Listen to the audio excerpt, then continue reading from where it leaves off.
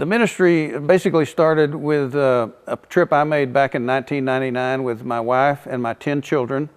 We went to Zimbabwe, Africa, worked at a hospital there. I had no interest in medical missions. I did not plan to do medical missions. I wanted to have that experience. I thought it'd be a good educational experience for my children, for my wife, for me. A good spiritual experience, a good medical experience. We'd check that off and never do that again. We'd kind of suffer through and get it done.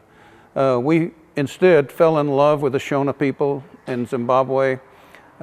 We loved the experience. It was a life-changing spiritual experience for us. And as a result, I was very excited and wanted to talk to my doctor colleagues and other medical people about the experience, and found that there was some hesitation on their part. Zimbabwe was a relatively, U.S. citizens were not recommended to travel there. People were afraid to go. People couldn't take off time to go.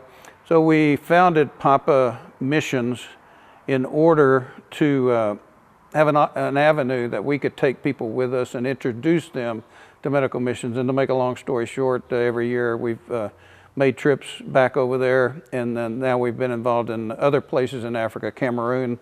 We're also involved in Honduras, and we've just built a hospital in Guatemala, and are involved in a very underserved area there.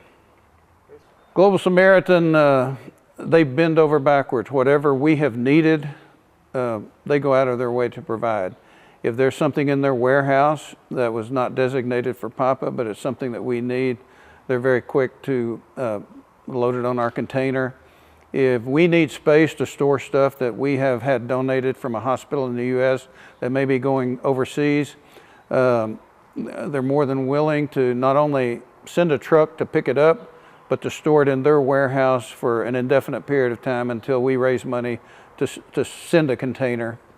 And that's been an enormous help, much better than my house and garage being filled with instruments and medical supplies and stuff in the old days.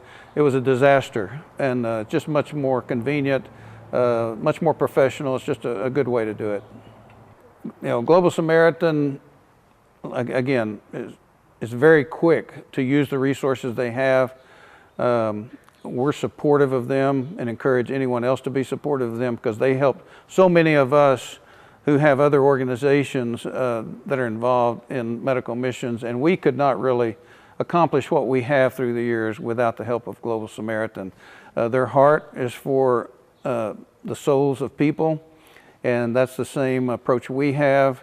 Medicine and other things that we do are simply a way to demonstrate God's love, hopefully, to people. Obviously, physical health is a short-term thing for all of us, but when we can touch someone's life and change their heart for God, that's the eternal, lasting thing that makes everything worth it.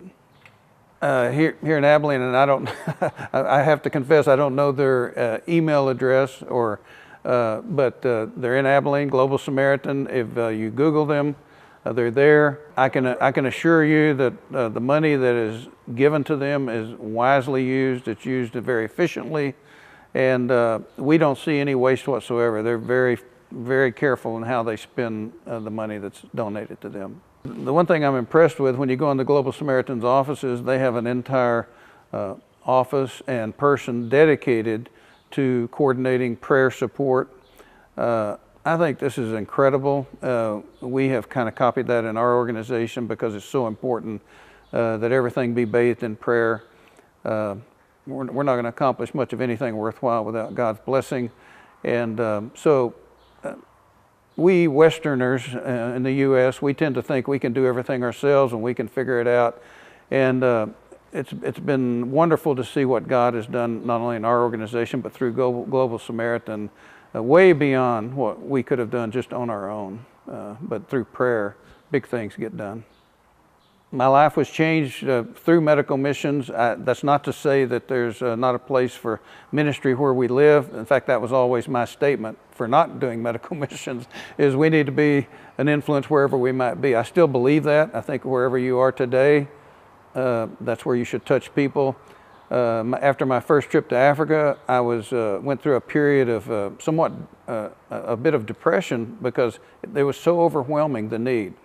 The need was just unbelievable. And it was like, we can never do it. We can never accomplish anything. And it took a while to realize that, God doesn't expect us to do everything, that we can only do what's set before us today.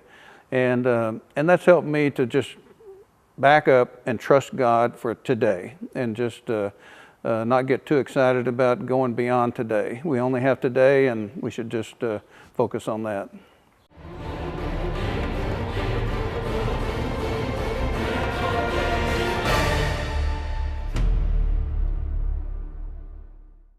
Hi, I'm Pastor Chuck Reish.